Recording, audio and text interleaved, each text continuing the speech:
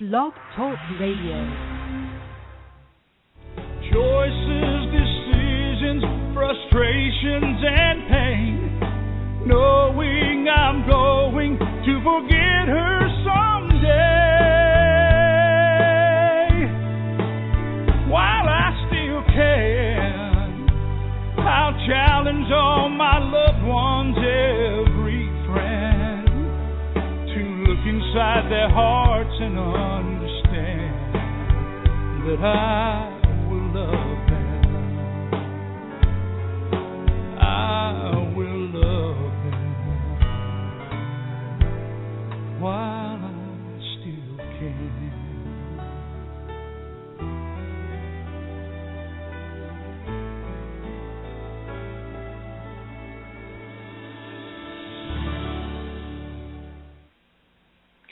Well, hello and welcome everyone to Alzheimer's Speaks Radio. I'm your host, Lori LeBay, and the founder of Alzheimer's Speaks, which is an advocacy-based company providing multiple platforms to shift our dementia care culture from crisis to comfort around the world.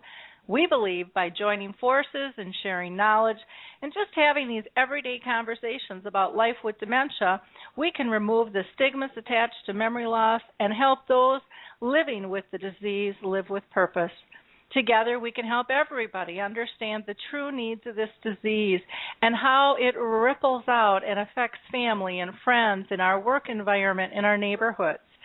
At our core, we know we can win this battle. And we're doing a great job because we were recognized as the #1 influencer online for Alzheimer's by Share Care with Dr. Oz. And that, let me tell you, is not about me and Alzheimer's Speaks. That is about each and every one of you helping push the show out and all our other platforms, the blog, the dementia chats, the YouTube channels, and so forth. Your clicks, your likes, your sharing this information with others has really just spread like a pebble in the water there. So I thank you for that. And if you like the show today and you think what we're doing is good stuff, please go ahead and just take that second and click like. Share it with your friends. Email it to your coworkers.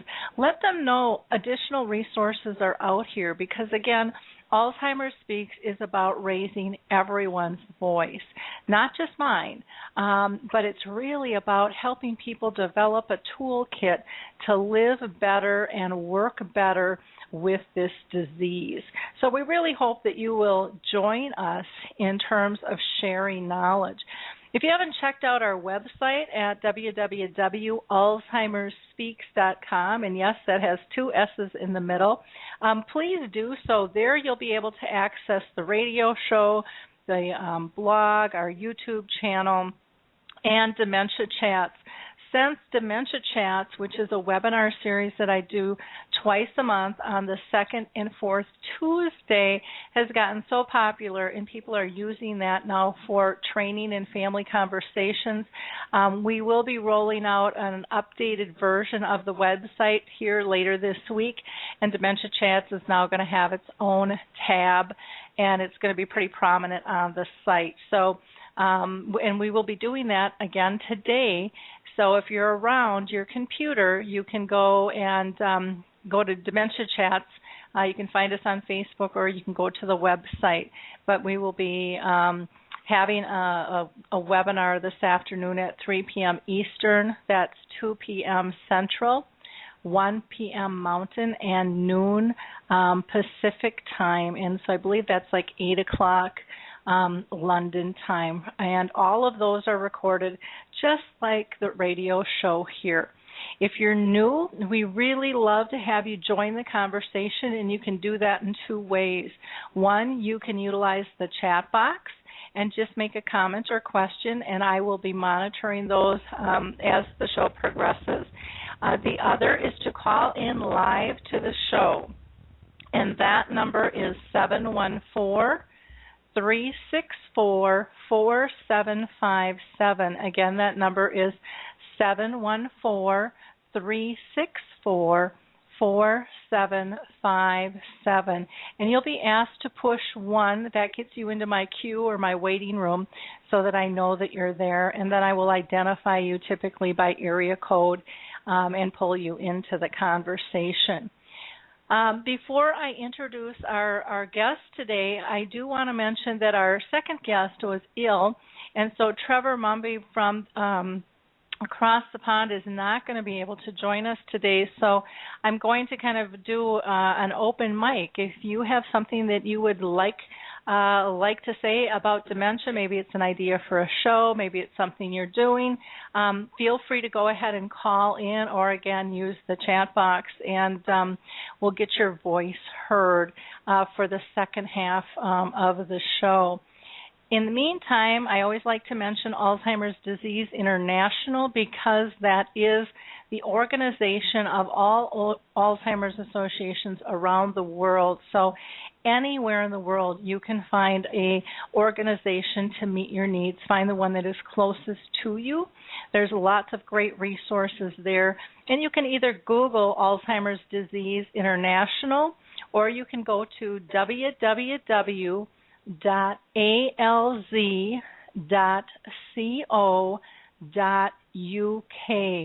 That's alz.co.uk.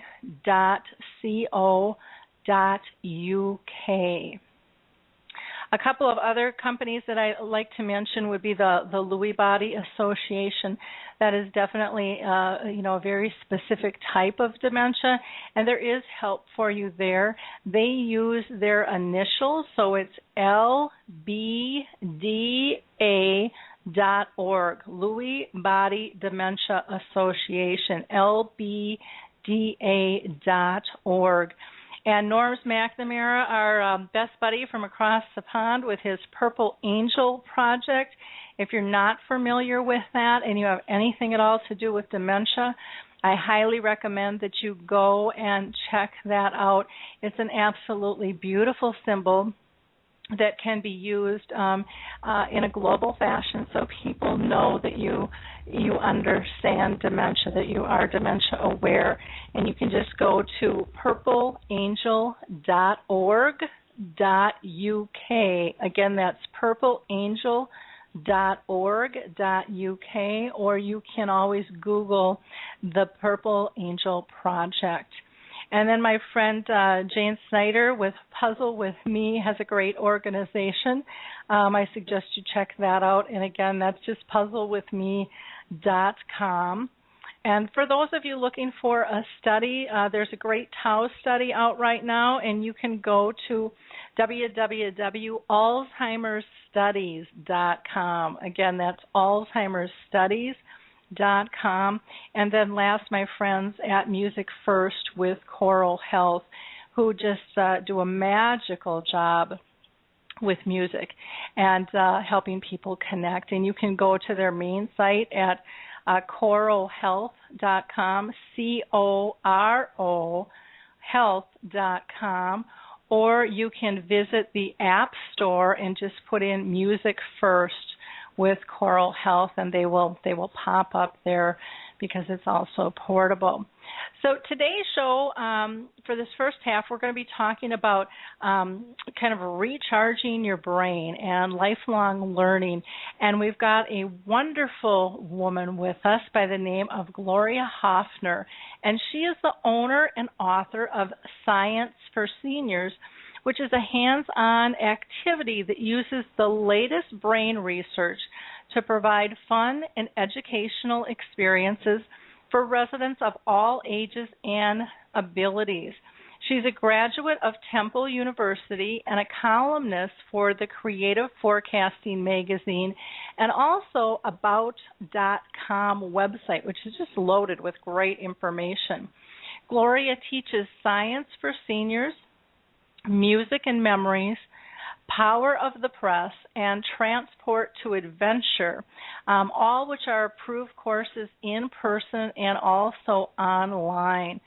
She is a speaker both at the local, state, and national levels, and she has been a musician for most of her life, and she continues to perform live sing-alongs with her guitar. So welcome, Gloria. Thank you very much for having me. I really appreciate it. Well, I'm excited to have you on the show. For those of you, if you're using the computer, you'll see her picture with her volcano. And so I think we're going to have some interesting stories and ways that she's going to show us to engage. So why don't we start out with, I always like to ask people if they've personally been touched by Alzheimer's or dementia, just so people have a reference.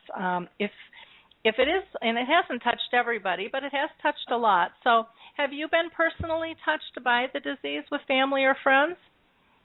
Yes, a very good friend of my mother, her husband, who I knew for many years, John, unfortunately, has passed away from the disease. Okay. Well, sorry to hear that, but like I said, for most of us, we have been touched at one stage or another. Why don't you tell us how you got involved with science with seniors? How was that born? Well, what happened was I've had a lifelong interest in science, and when I was a young girl, I wanted to be an astronaut, but of course the United States in 1967 had no female astronauts. So I went to college and became a journalist, and whenever I got the chance, I'd write stories on science, and for a hobby, I'd read books on quantum mechanics and astrophysics. So after I left the newspaper business in 2007, I was playing music at various facilities on my own, and it was getting near the anniversary of Sputnik, and I proposed doing a program on Sputnik, since all of our retirees were the age that they remember Sputnik. So I did this program on Sputnik and space travel, and it was such a hit that they all said, could you come back next month and do another program? So I started doing monthly programs on science topics, and that led to a national award from the National Certification Council from Activity Professionals as the best new idea in activity programming, and that led to a book, Science for Seniors, published by Ida Arbor. And so now I have the book, and I travel to conventions, and I still do them on site at retirement communities and assisted living and adult day and memory care support. Okay. So I have to ask, can you tell us what is Sputnik for not everybody's going to know, and I'm one of them. Okay. Sputnik is the first artificial satellite that orbited the Earth. It was launched by the Soviet Union, and it launched the space age and the space race between the Soviet Union and the United States. Okay. And the 50th anniversary was October 2007. Okay. Wonderful. Well, I got that cleared up. See, I learn something new every single day. So that's wonderful. Is it when you are out there, doing your thing with Science for Seniors, Is it something that's difficult or more challenging to do with people that have Alzheimer's disease or some other form of dementia? It really isn't more challenging. I do the exact same program from independent and memory care for two real reasons. Number one is we never, ever lose our sense of curiosity. I've had 89-year-old people roll up to me and say, I just want to know why the sky is blue. And they kind of whisper it to me because they don't want people to know that they don't know the answer when most of the room does it. I've had people, and I also find that the excitement of learning something new doesn't change. So that I've had people with dementia who had stopped speaking, but they brought them into the program, and when I handed them a piece of volcano, all of a sudden they were telling everybody the details of their visit to a volcano, pictures they took, programs they did with school children, amazed the staff. So the fact that important memories stay with you and you never lose your sense of curiosity makes it usable for everybody. Okay. Well, and I think that that's a really good point that, everybody likes to learn, everybody likes to be engaged, everybody likes to have purpose.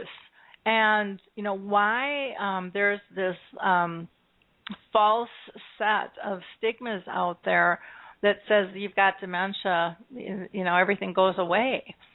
That's a big barrier that we really have to break down, because even when someone's diagnosed in all stages, we still want to connect. We still want to be engaged. We want to feel a part. And what a great way to do that through what you're doing, being able to create story and reminiscing and things. I think that that's absolutely wonderful. Can you give us an idea of when you've got a group of people with memory loss, what size group do you typically work with? And can you kind of give us a typical exercise that you do or program? Yes. I work with a group, in that case, from 5 to 20 residents. Okay? And, one other thing I want to say before I go forward is a lot of times I'll come in a place and they'll say, Joe was an engineer. They put was an engineer. When the truth is, Joe is a retired engineer if he lived in the community, and he still knows that engineer knowledge. Anyway, I just want to put that as a side fact. Anyway, so what I do is, let's say the program is birds.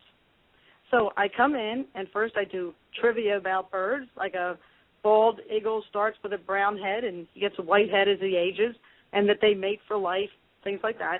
And then I bring artificial samples of bird egg sizes. It's illegal to own real preserved eggs of wild birds. And then they can each hold the egg and feel them. And when I put the egg in their hand, they can feel and see the difference between a chicken egg and a hawk egg and an ostrich egg. And again, everybody can do that. And then I use rope sometimes, and I'll make on a piece of big rope the size difference from the wingspan of a sparrow, a robin, and an eagle. And a lot of times I'll have residents hold out their arms at their side and see if they can stretch as far as an eagle. So I do a lot of trivia and a lot of hands-on.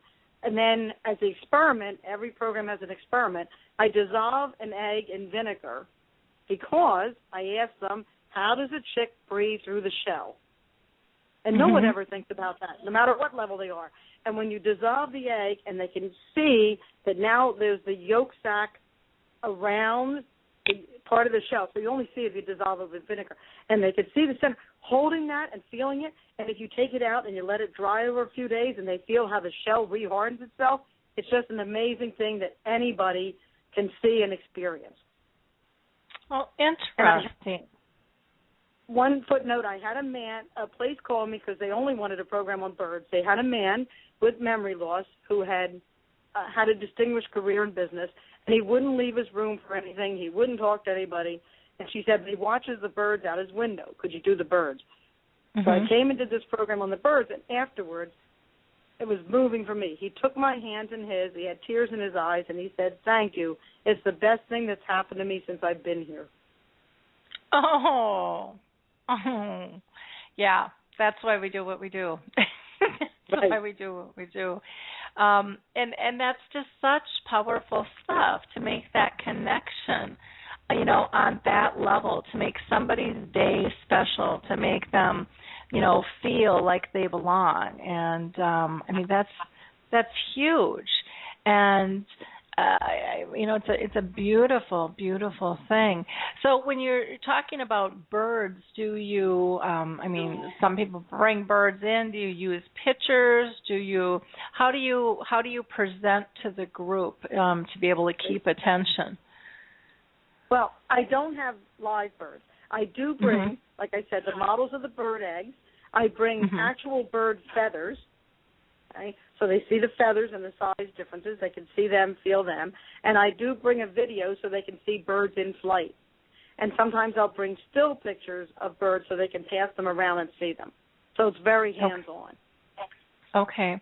Which makes a lot of sense, and touch and texture are so important, I have found anyways, for, keeping people engaged with things. I like it myself, I think it's good for all of us, and not necessarily just somebody with dementia. So that's neat. Do you find that you typically draw a certain type or stage of person with dementia to your groups? I would imagine end stages you're not gonna aren't going to participate because they're just not going to be able to. Right. Sometimes, like where I was yesterday, they bring people of every single stage in. And you're right, earlier can do more than late, but sometimes mid-stage surprises them how much they'll engage. And even in final stages, I let them hold the rock or hold the egg because you don't know what's going to maybe make a connection. Mhm. Which is very true. And do you find when you are working with this population that you have to change your, facilitator skill level or to look for different things that you might not have to in other groups? No, I really don't. I bring the same for every group because for every group it's hand-on, it's tactile, it's an experiment. So I might answer more questions for the independent group. They might have more questions for me. But the actual presentation when I'm doing it is all very tactile, so it's the same that way. Okay. Because I know for me, I just found, and this is just with my own mom, was that I found that I had to start looking for different things, different signs than what I had noticed before because she wasn't maybe as verbal. So I had to start looking for more nonverbal signs and things. And you had mentioned when, you had said and sometimes people are really surprised at what happens, during these interactions. Do you have any other stories of kind of that awakening or that, just kind of surprised people in terms of interaction? Yes, because with each of them, when I'm handing out the supplies, I'm walking up to each person individually and saying what it is. So I do one on global warming, and I was doing global warming, and I do this thing where you can put fingers in ice to feel how cold it is. Then you can wrap them in a Crisco thing to explain how polar bears can swim in the ice, and you don't feel the cold. So I was doing this around the room and explaining about the Arctic and the Antarctic and birds and things like this. And this one woman I was working with was more advanced dementia. Okay? She suddenly said, I was in Antarctica, and the staff, it was like President Obama just walked in the door. Their jaws dropped, and they were like, oh, my God, Martha's talking. And then, but a couple of them were cynical, and they said, oh, she was never in the Antarctic. Give me a break. She was never. Well, yes, she was, because she went on to tell us that when she lived in Chile, her and her husband sailed to the Antarctic on a vacation. Cool. And she knew every detail of that trip and what she saw, and feeling the water and seeing the polar bear and having that experience physically in the moment of Science for Seniors brought it all back to her. Yeah, it was a totally different. It is very interesting, this disease, and what will cause a reaction or not. And I think that's one of the things that we have to remember the most is to never give up, and don't think you know the outcome, because you don't. Because there's a lot of, if you think of just with ourselves, how many surprises there are in any conversation. People don't know great detail about most people. And so there's so much in there to be able to be pulled out. And just because somebody looks one way or is living a particular life today doesn't mean their life wasn't very, very different earlier. And I think that's some of the really exciting stories that come out, and the adventure and things, with people, and they want to share, or others that maybe didn't get to go there but always wanted to, and will tell you about what they wanted to do, even if they weren't part of that. So when it comes to these presentations, do you do them all over, or do you do them primarily locally? Well, at the actual retirement communities, I do them in Pennsylvania, Delaware, and New Jersey, where I travel for a day and do it with the residents. I teach at conventions, and those are nationally and this year even in Canada. And when I go to the conventions, what I'm doing is teaching activity directors how to do this with their residents and therapeutic recreation people. I just did their so in those cases I go further and I present the programs. I have been approached about coming and doing a circuit of programs for residents in different states, and I'd like to try and work that out next year, where along with teaching the staff, I would spend a day before at the community and actually do the program or a couple programs with the residents. Okay. Yeah, that would be wonderful. It would almost be neat to be able to do it as an example at a convention with a few people to just show them, live what it's really like, and right. how it works. I would imagine there's a cost involved in terms of having you come out to do this. I would imagine this is part of your livelihood. Is that correct? It is. It is correct, and it depends on how far I have to travel. Mm-hmm. So if Okay. I'm doing it locally, it's like $100 to $150 if I can do it in a day, come back. When I travel to the conventions, it's my expenses plus $200 for the session. So because I'm probably the only person you're going to meet going through the airport with a volcano, a shark jaw, and a bag of baking soda. I would imagine you've got some stories, airport stories to tell about those. Yeah, I do. That's got to be more difficult getting all that stuff through. And it's so much more costly. I suppose I shouldn't even get started on the whole airport situation, but I know for me when I travel too, it's just very interesting on how to be able to maneuver everything. And I don't have anything bizarre, with me like a shark head or a volcano that I'm trying to travel with. And I know sometimes I'll just mail it ahead versus even dealing with the airlines altogether, just to make it a little bit simpler there. Do you have? I could just say one. Sure. I was just going to say one other thing on that. What's really important to stress too is everything I do. I mean, the objects that I bring are kind of unusual, meteorite, a shark jaw, but the actual science experiment and the way people can do it with their residents are really everyday items that are safe. So ahead of time, I'll say to them, I need 2 eggs, 4 pitchers of water, 3 jars of vinegar, etc., because you're going to use an egg and vinegar to explain how bird shells form. You're going to use flour, seasoned salt in a baking pan, and rocks to explain how the craters formed on the moon. You're going to use cornstarch to explain how quicksand works. So it's very easy products that you can raid your own community's kitchen and housekeeping. You could show the size of the solar system with a roll of toilet paper. I say it's very everyday items. And a lot of times they'll just have them for me when I get there. I set them up. Okay. Is this something that, people would be able to kind of reproduce after they have you out, or is this all copyrighted stuff, or, how does that work? So if a community wants to have you out, is it something that they can do over time, or is there really a certain skill set that you need to be able to pull this off? Well, Science for Seniors is a registered trademark. Okay? In the book, Science for Seniors, if you buy the book and you take the class, and you can also take the class online, raronline.org, you're going to have everything you need to do a program at your facility. It's going to give you the trivia facts, the experiment, suggestions of where you can get pictures and videos, and suggestions of books with pictures in them. So you're going to be able to do the whole program, and you're going to learn the 4 steps to the program.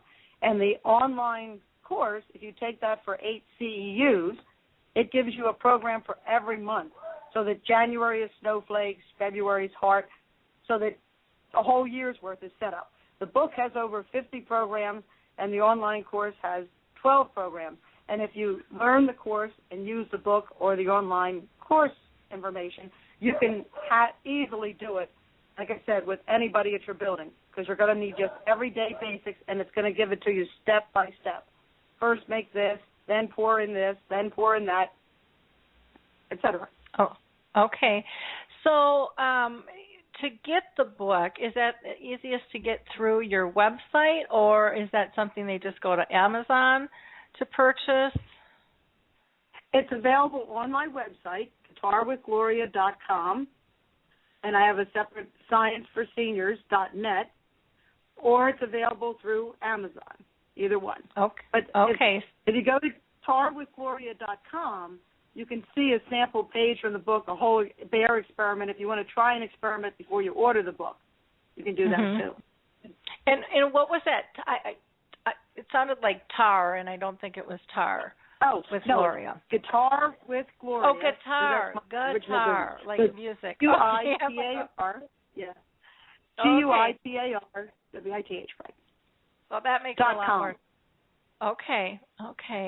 And if you the online course with the 12 months of programming, that's raronline.org.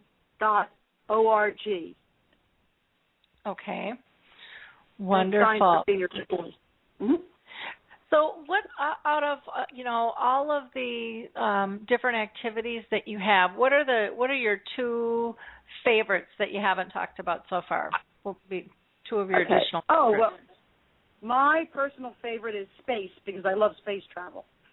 Mhm. So when I do the space program, I come with a roll of toilet paper, and you mark off the planets based on the sheets of the toilet paper. And when you roll it out, you get to show just how far it is from here to Pluto. Because if you just say miles in your head, that doesn't mean anything. I also love the ocean. I bring all kinds of ocean stuff. And I love the trivia for the ocean. I'll say a blue whale is the largest creature in the ocean. A blue whale is as large as 3 school buses end to end. Really? With a heart the size of a Volkswagen Beetle. Because I do very visual trivia. I don't say, the distance to the galaxy is, but it's better to say, look how far apart the planets are. I make a black hole out of a ping pong ball, and at the end of a program, I'll say, someday the sun will be smaller than this ball in my head. And that's so everything's very visual, because I think that way people grasp it better. If I just said to you 100 feet, most people can't imagine 100 feet. But when you say 3 school buses, then they can see the whale next to the school buses. Yep. Yeah. Well, and when you just said 3 school buses and a heart the size of a Volkswagen, you just kind of go, that's big. That's really big. Right. Yeah. So I can see where that would work and get people engaged and exciting. Plus, you put it in a way that's kind of fun and easy to remember so that they can share that fact then with somebody else, too. And I love the things I leave them. Oh, sorry. No, go ahead. No, I love to leave them things to do with their grandchildren. I always say, do this with your grandchildren. So, for instance, when I'll do a volcano, I'll say to them, ask your grandchildren, can a rock float? And when they say no, then get the pumice from your bathroom that you use to wipe the calluses off your feet. Pumice is hardened rock from a volcano, it's hardened volcanic ash, and it will float. And then you say to them, see, there is a rock that floats. Your grandpa still knows that. Or whether you can hear the ocean in a shell, which you can do the same thing with a coffee cup. And I said, have them close their eyes. So these are things that I say, do this with your grandchildren. And I get such a twinkle out of the residents' eyes because I can tell they're going to do this with their grandchildren to show that they still one up on them, even if they can't play Xbox 3. Sure. Which, and, everybody brings something different to the table, and, kids love to learn, too. So that's a fun little, fact that they can then turn around and share as well, which is absolutely fabulous. So, anything else that? Why don't you tell us about your? You're talking about your Science for Seniors, but you also do your music and memories. Why don't you talk a little bit about what you offer there? Okay. My first business was Guitar with Gloria, and I started playing at communities while I was still a newspaper reporter, and liked it so much that I do it full time. And I've had fabulous experience with playing music with people with dementia. I've had a woman, I was playing a song, and she was with her husband, and he was visiting her because she was no longer able to live at home, and she was pretty advanced. And while I was playing a Frank Sinatra song, she leaned over to him and said, you and I heard Frank sing that at the Latin Casino, which was a big, popular place in Philadelphia years ago. And he was just stunned, and he was so happy. His face just all lit up. And another time, I was scheduled to play, and I arrived, and the director had too many volunteers, Christmas time. And I've been a Girl Scout for 50 years, an active member. And she said, I have too many Girl Scouts. Can you do something? I said, yeah, they'll come sing with me. So I asked the girls what song they would play. And I had Verna, I'm changing all these names, who was also very advanced, not speaking. And we went down and I had the girls sing a couple of Girl Scout songs. The change in her was amazing. She just sat up in the chair and said, I was a Girl Scout leader. I was a Girl Scout leader. I went to Camp Sunshine. And again, it was jaw-dropping. And her daughter from out of state came to visit her 3 weeks later, and Verna knew every detail. And her daughter came over to me and said, oh, I'm so sorry, my mother doesn't know what she's saying, because her mother was telling her I was a Girl Scout. I said, yes, she does. And they were just stunned because she doesn't remember the names of her children. And yet, every time I saw her, she'd remember that I was a Girl Scout leader. So the power of music is very strong. I do a PowerPoint presentation at conventions on it, and everybody who's interested, I think you should, there's a great book called This Is Your Brain on Music by Dr. Levin, and it tells you the fact that the reason you remember music and not other subjects is that because music is stored in different parts of your brain, so that you remember the melody, the words, the emotion you felt when you heard some songs, where you were when you heard the songs, who you were with when you heard the songs, so the brain can find it easier because it's in more places. And the other thing is I recommend to people who are going to do music with people of all ages is studies have confirmed that the music that you'll know the best your whole life is the music of your teens and 20s. So I get the average age of the group I'm playing for and make sure to include songs from their teens and 20s because this is what they know the best. Well, and that makes a lot of sense. It makes a ton of sense. Plus, our emotions, I think, are a little bit higher, at that time in our life too, and so they're probably tied in a little bit deeper. But I've also seen a lot of people just even with lullabies from very young children that. And I found it for myself. Someone asked me, well, what's a lullaby? I couldn't probably name one, but as soon as I hear the tune, then I know the words and the flow to it and stuff. So it is kind of funny how it works within our system. Go ahead. Because in stages you'll remember your teens and 20s first, then you remember the music that your parents listened to or sang to you.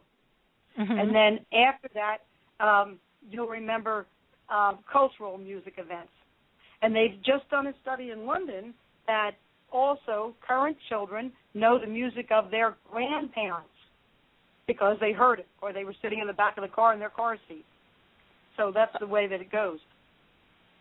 Okay, so teens to 20s, and then what your parents listened to, and then your cultural music of your era. Interesting. Right. Very, very interesting.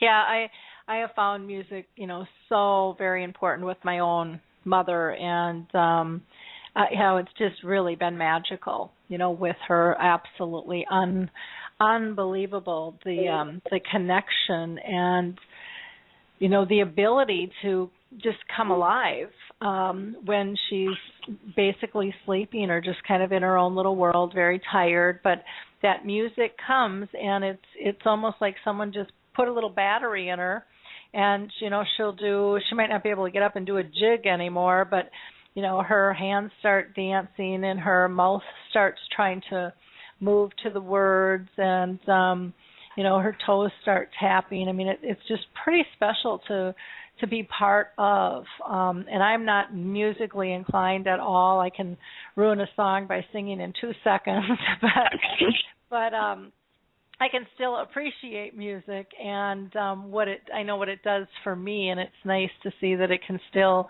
do that for my mom, even in her end stages with that.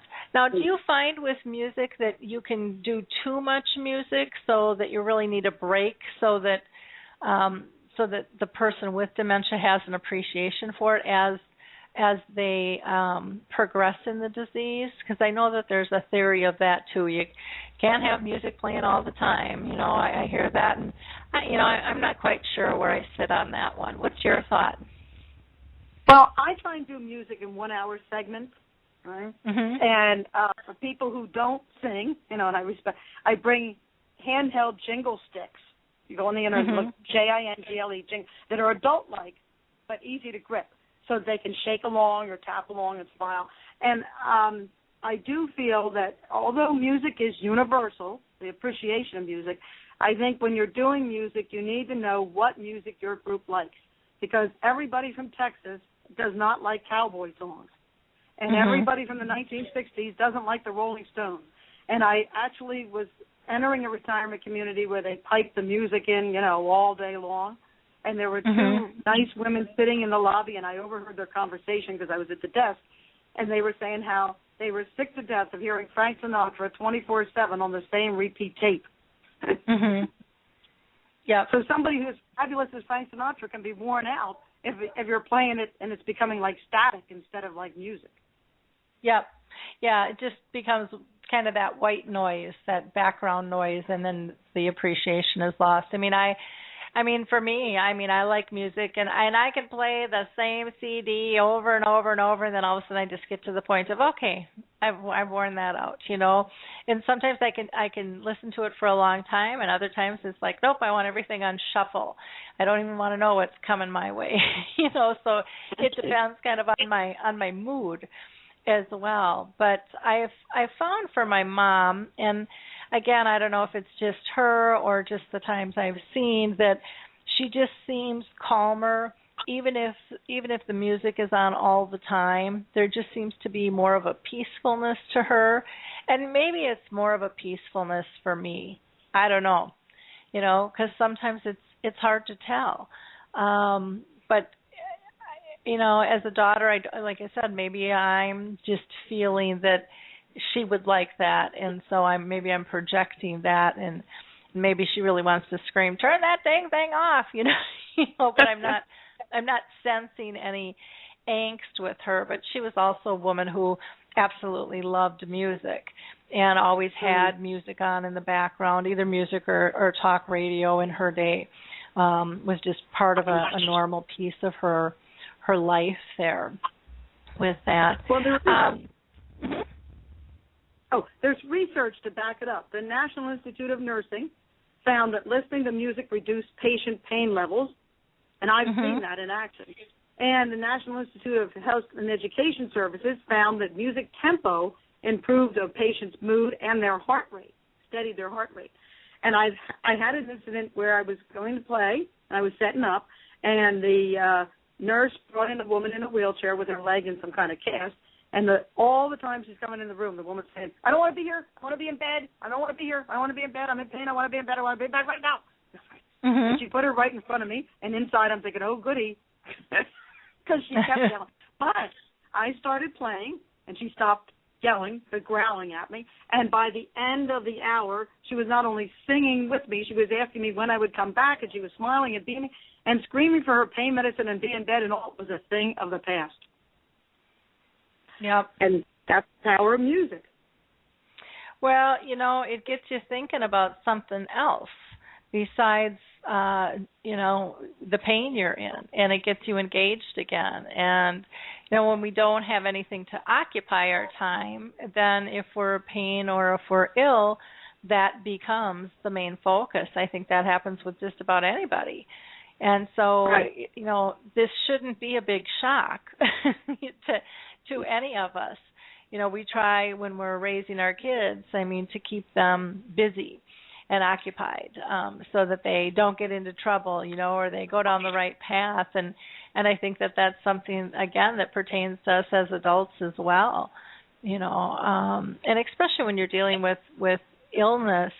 You've got that fine line where people can fall into depression and stuff too. And, when people, again, have purpose and feel engaged, they're less likely to be depressed. They're less likely to feel pain, and things. It just kind of offsets the old chemical balance within us. Any favorite stories of when you would go in and do your singing with people, in terms of anything else you want to share there? Yes, I find that spiritual music is a great comfort to people. I mentioned that I do know a man who sadly passed away from Alzheimer's, and he had been a deacon in the Methodist Church. And yet, in the last stages of his disease, he was, I guess, having very big flashbacks of his time in the war, and he would lash out and hit me like and yet when I would go in and play hymns on Sunday morning, he was right back to being a deacon. He knew every word. He was the gentleman again. He knew me again. It was amazing. And I've seen that time and time again. There's a man at a Jewish retirement home where I play, and I asked to stay one day for the Shabbat service. And this man isn't vocal anymore either. And when the rabbi came in and started singing the opening prayers for the Shabbat service, this man knew every word in Hebrew. He came alive and he knew it. I play for hospice patients, and I've had hospice patients request specific hymns that mean something to them. And one woman even wanted me to spend the whole hour doing nothing but playing the same hymn from her childhood over and over. It's a very deep connection. It's the music, it's the childhood. It's the one woman said to me, it's the place that I feel at peace. The music from her church gives her a sense of peace, even though she's living in a memory care unit and doesn't know the names of her children. It's a very deep connection. Yeah, and I think that just makes so much sense. I mean, it's kind of like how could that not? I mean, when it's ingrained into, a piece of your life in a special time, I mean, that would only make sense to have that give that kind of comfort, to somebody. And I know with my mom, there was I had a music therapist come out and she sang, I'm going to forget the name of the song, but you hear it a lot at funerals. Oh my goodness, what is it? On Angel's Wings. Grace? What? Amazing Grace? Amazing Grace. Actually, that was the one. And people were like, oh, that's so sad, that's so depressing. And I said, you're just projecting looking at my mom that she's dying. But my mom was very peaceful with the song. That's not where she went at all. And my mom has been in her end stages for 4 years, which again just tells us that, we don't know, what's going on. But it's interesting how we all interpret things different because of our own past and our attitude towards things. And it's important to really zone into what it is going on with them.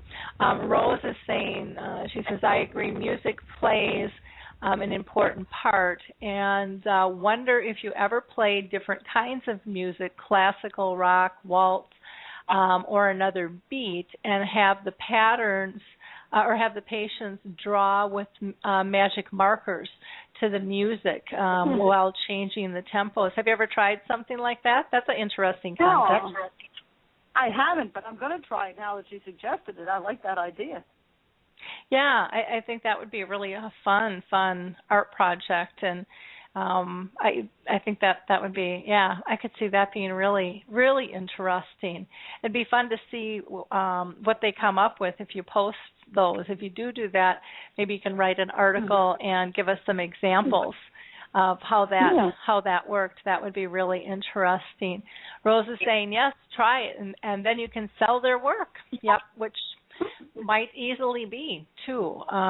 It would be neat to be able to have some cards or posters or things that people can invest in and reuse and understand, what's going on with this disease as a whole.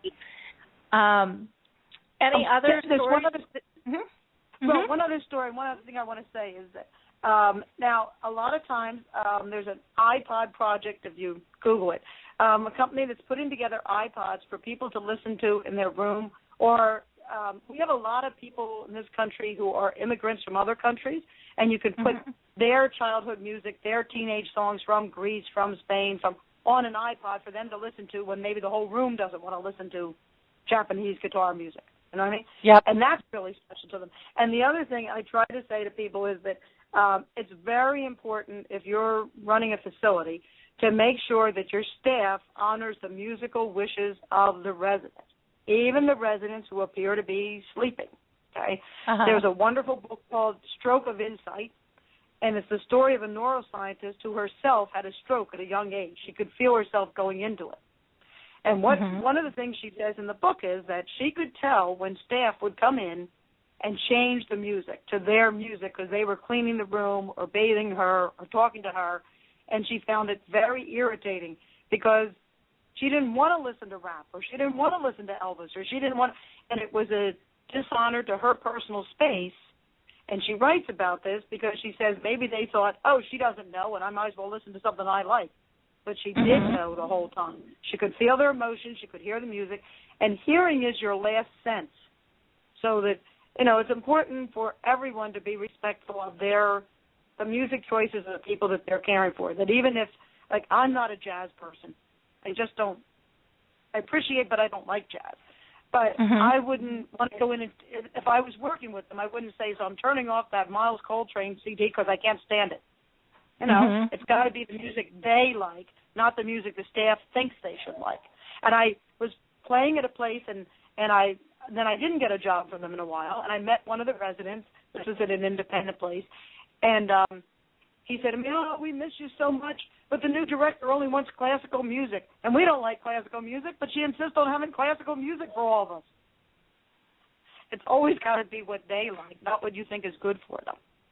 Yeah. Which makes, to me, that just makes a ton of sense. But, everybody, they read different reports and hear different things, and it is interesting how things get changed. But, again, if you're looking for them to react, then you have to go back to the core of what do, making it about them and pertinent to them, as a whole, which, again, to me isn't rocket science to figure out, but sometimes people get swayed by an article, and I think it's okay to try things out and see what happens because as we talked, we don't always know what the outcomes are going to be, but I think it's something that people really need to assess as they're going through the process and go, okay, this works, or maybe this works for these three, but these other guys really react and enjoy this over here, and getting to truly know your groups and and what's going to be most beneficial if you're trying to be person centered. Are there any other things that you'd like to share with us as a whole here, Gloria, today, or?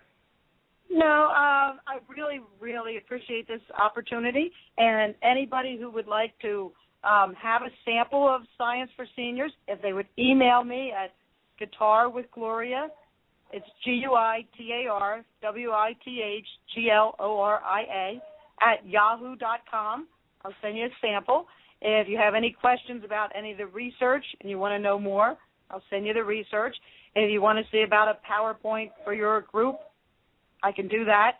And I'm also on YouTube. Science for Seniors is on YouTube if you want to see a demonstration of some of the experiments. Oh, so if I could wonderful. give any help to anybody, let me know. Okay, well, that's great to know. Well, it's really been a pleasure to have you on the show today and to learn more about what you're doing and, what others can, can grab for information. And will you give out the websites one more time for your book if people want to go ahead and pick that up? Yes, Science for Seniors is at guitarwithgloria.com. It's also on scienceforseniors.net. Those are my two websites. And it's available also at Amazon.com and at BarnesandNoble.com. And you can also get it as a Sony ebook. And the publisher is Idle Arbor Incorporated. So at any of those locations, you can find the book Science for Seniors. Okay, wonderful. Well, thank you so much for being part of our show, and keep us posted if you do that experiment that Rose had suggested with playing the different types of music at different paces when, they're coloring or using magic marker or paints, whatever mode you think would be best. It'd be really interesting to be able to see that, and we'd love to be able to share that with our audience here on Alzheimer's Speaks. So, do you have any big plans for the weekend coming up here? Well, actually, I'm finally going on vacation. So I'm doing the ocean at a place this afternoon. So I'm going to be explaining how the Gulf oil spill was cleaned up with human hair. And if you want a really weird Liz, go to your hairdresser and tell her you need a bag of hair to experiment on. It'll definitely get you a smile. And then my husband and I are going to the Pocono Mountains to spend a week where I unfortunately won't have internet connection, or that might be a fortunate thing. Yeah, sometimes it's just nice to get away. Sometimes it's just nice to get away. Well, good for you. Well, again, I thank you so much for being on the program with us. So you have a great holiday weekend, and I'm sure we'll be in touch. Okay? Oh, thank you very much. Okay, bye now. I want to just mention a couple of things. Again, if you have any comments or questions, things that you want to talk about, our second guest, Trevor Mumby, is very ill and was not able to make the show. And I know I've got one caller on the line that I'll get to in just a minute here, but I do want to make a couple of announcements to people. First of all, if you weren't able to listen to the last radio show of August 20th, we talked about avoiding legal issues and some innovative ways to create adult day centers with a couple of experts. It was very interesting. Our next show will be next Tuesday, the 3rd, and that we are going to talk with Jane Snyder with Puzzle With Me, and we're also going to talk with the developers of the Game of a Lifetime, which is really a very cool interactive game that I think will be very interesting. Our last Dementia Chats was on the 13th, and for that segment we talked about friends and family and just engaging. And today at 3 p.m. Eastern, 2 p.m. Central, noon Pacific time, and 8 o'clock London time, we will be doing another Dementia Chats webinar. Again, those are free, so we would love to see you be part of that. The Dementia Chats is a platform where I interview people with dementia, and it's very interactive with our audience as well, utilizing the chat box. Some of the past blogs since our last show, Dr. Gordon Atherley interviewed myself and Michael Ellenbogen on his radio show called Caregivers Unite Radio, and that was a real interesting conversation you might want to listen to. There was also an article by Rick Phelps, the founder of Memory People, on wanting things to be normal. We got a lot of feedback on that article, and thanked Rick for sharing that with us. And for those of you that have not seen the KSTP news feature that was done on Arthur's Memory Cafe, I have to say it's excellent. John Gross did just a beautiful, beautiful job capturing our members and why these are so useful and helpful. And it's about a 4-minute piece, but I think it's well worth your time. We've just been getting wonderful comments on that, especially through my LinkedIn groups have really, really engaged that. If you do watch it, I would appreciate you making a comment on the KSTP site.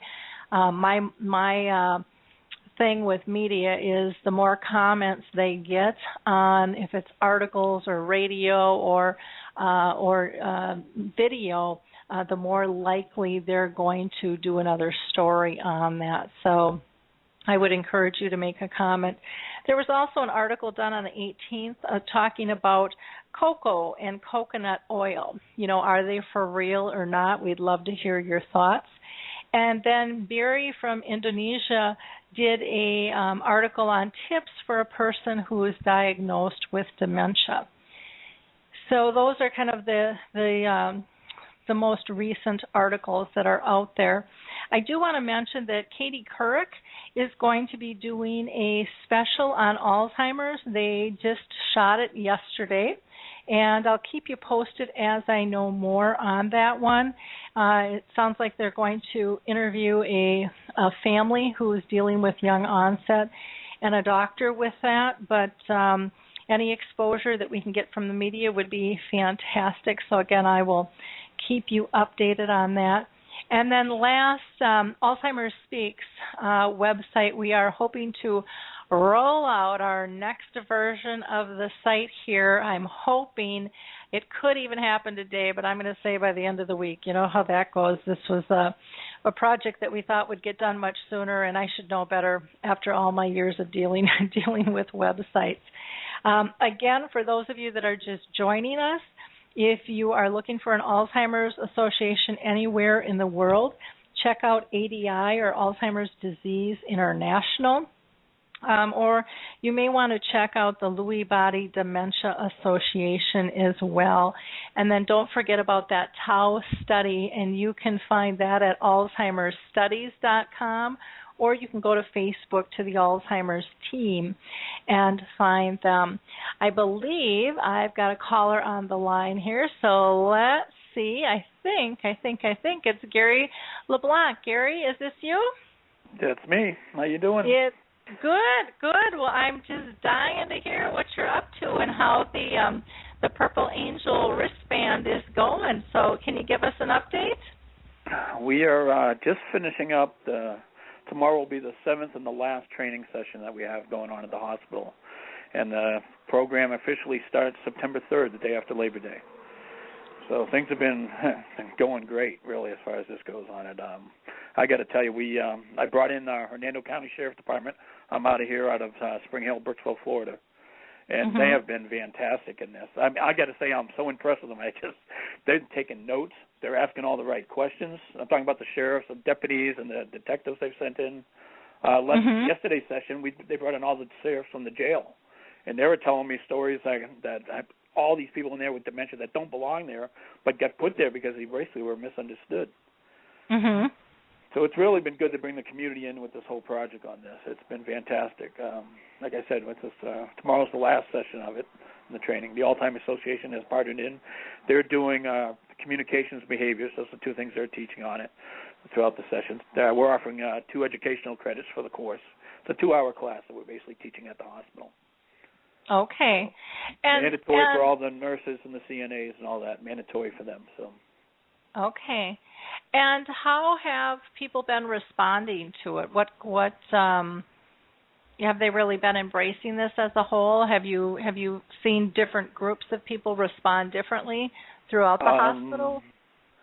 I will say the most comment I hear most often is, how come we do not have this already? That is where I hear everywhere. I mean, it's like, because it really is a simple matter, but it's just, but the training is the most important part of this. You can't just put the wristband, mark somebody with dementia in the hospital without the proper training. And the truth of it, these people in the hospitals and the health professionals, they just don't have it. So I've done 6 classes now, and at the class I ask everybody, I explain to everybody how dementia is not a disease and how this symbol stands for all dementias. And I ask them, I go, how many people here know what Lewy body dementia is? I've had one person in 6 classes raise their hand. And these are medical professionals. That doesn't surprise me. Yep, that doesn't surprise me either. But I mean, I only bring this out as a point is to show them like how much dementia awareness do we really need to work in this profession. So it's interesting. I mean, it really is. It's been a great week on this. Been a long week on this. We're doing morning and evening sessions. I mean, yesterday we did a double on that stuff, but it's all going good. And they, I got to say, HMA, who's the owner of Brooksville Regional Hospital, is no longer calling this a pilot program.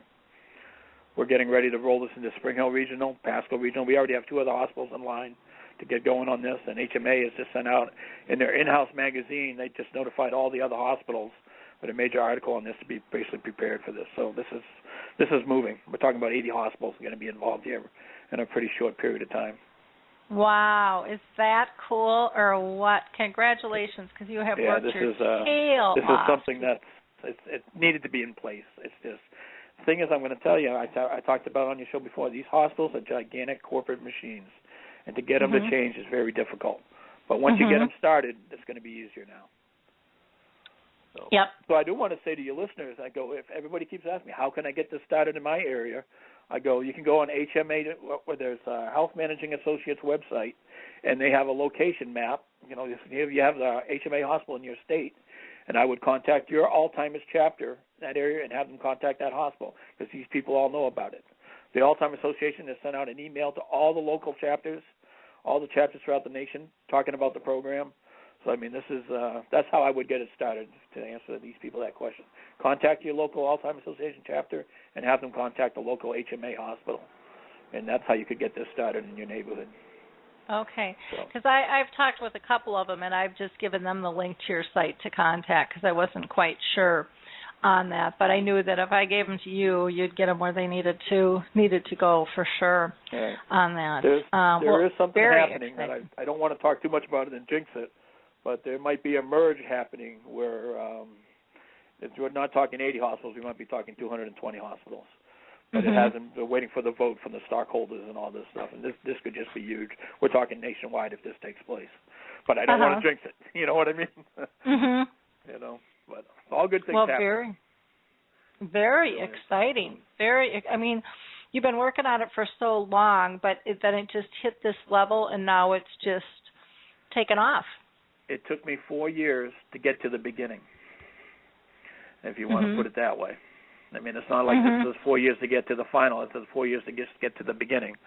So, but we have started now. The beginning has started. Like I said, next week, September 3rd, is going to be the first hospital of the first. I mean, so, and that's what I've been telling all these people in the class. I go, you guys are the first of the first to be involved in this. I mean, so we're going to learn from you guys. We're all going to work together on this, get this program running smooth, and then we're going to enroll it in the other hospital. So the whole staff has been great about it. I will say at the hospital, they're sitting there, they're excited. I mean, it's a good things happening.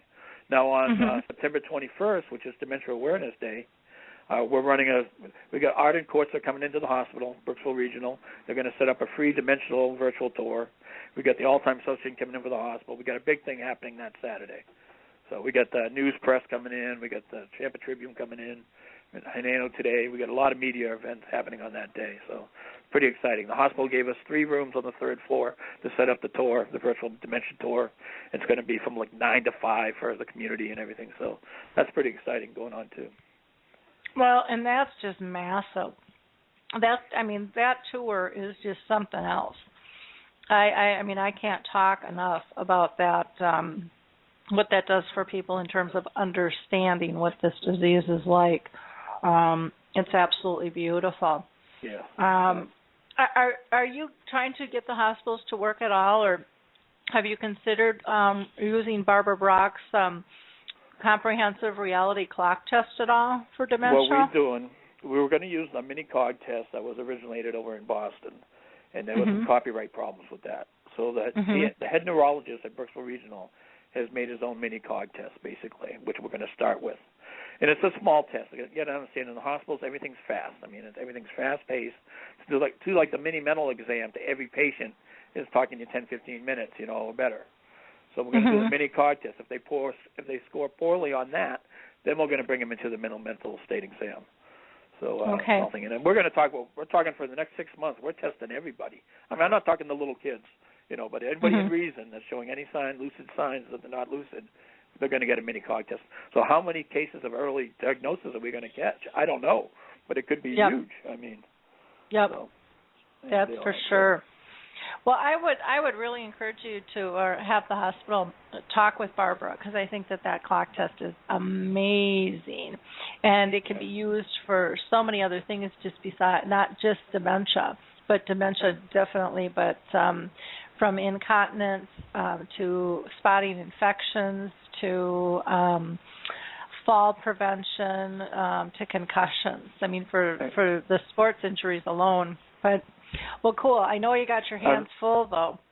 Unfortunately, we're dealing with acute care in the hospitals, and everything has to be fast. So we're looking. That's why they're going with the mini cog, and so if they score poorly on that, like I said, maybe something like the Barbara Clark test that we're talking about there. But we got to do something quickly as they come in and they're admitted on it. It's not the perfect situation, but we're fixing a lot of problems on this. So, but it's a start. Not going to fix everything, but it's definitely a major step in the right direction.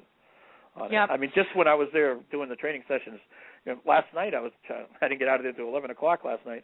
These nurses were telling me, just today we had this guy in here we had major problems with. I mean, so this is just one thing after another over there. Well, now they're going to be aware of it. It's like buying they're going to be aware of it.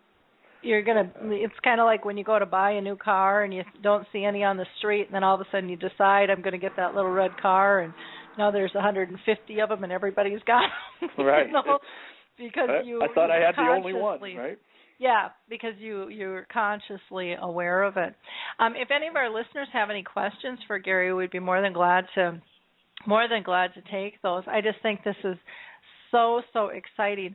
On the new site, when I roll it out, I don't have this up yet, but I would love for the hospitals to list themselves in the directory, in our Alzheimer's directory, so that people know that they're dementia aware. I'm actually going to also put a couple pages together, one for businesses that can be listed, and then one for communities that become dementia friendly, because it's, we might be a little bit slower than the UK over here, but we're gaining momentum, and it's going to happen.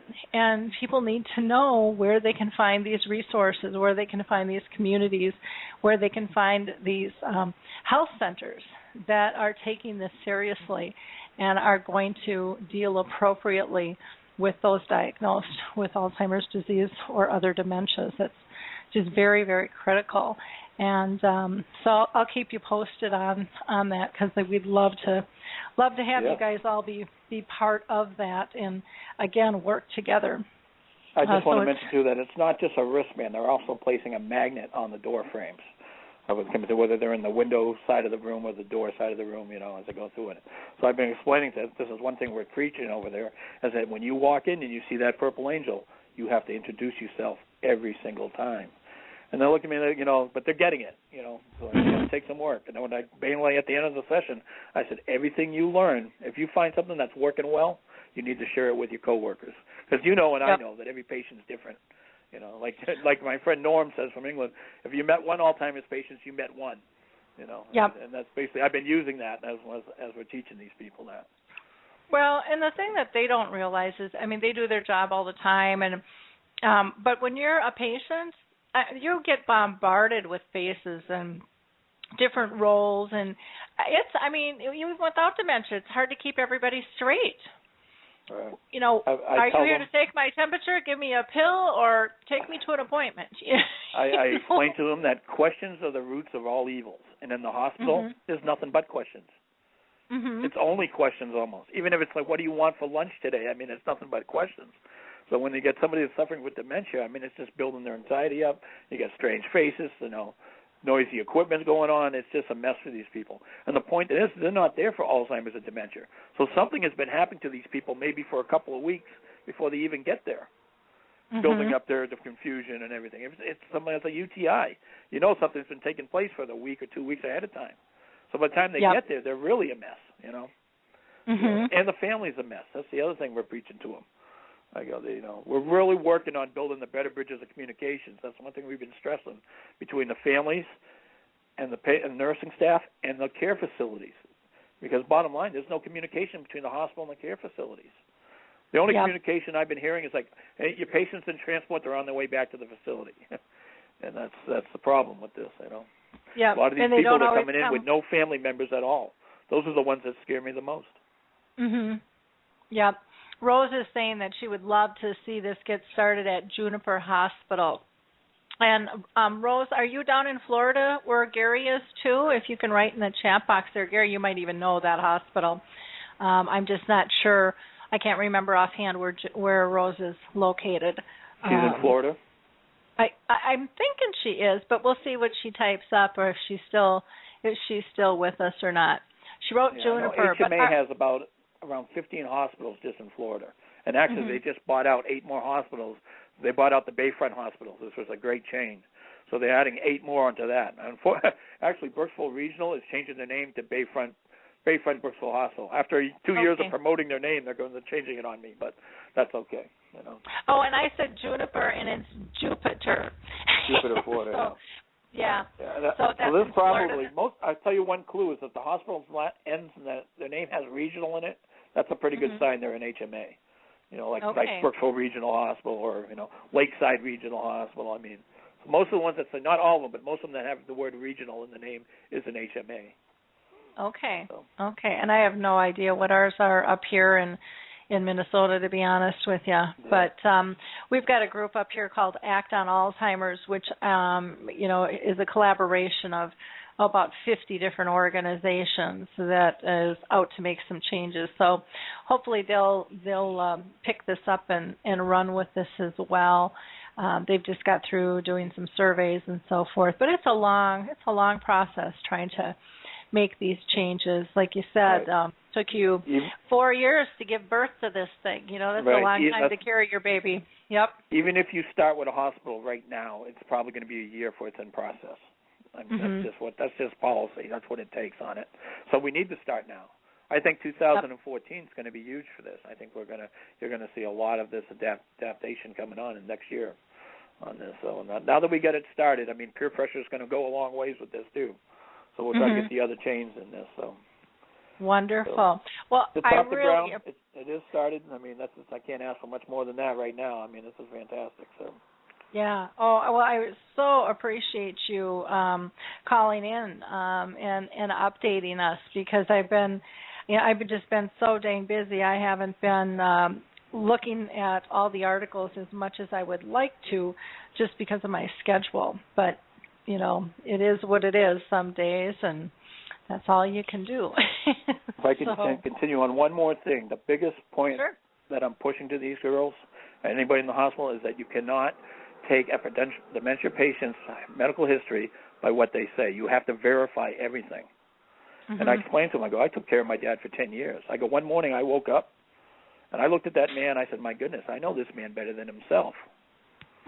Right? So now when I'm taking him to the hospital, he doesn't even know where his childhood was anymore, where he was born or anything. I go, who are you going to ask about his medical history, him or me? And I ask him that again. I go, who now? Just to drill it into them a little bit.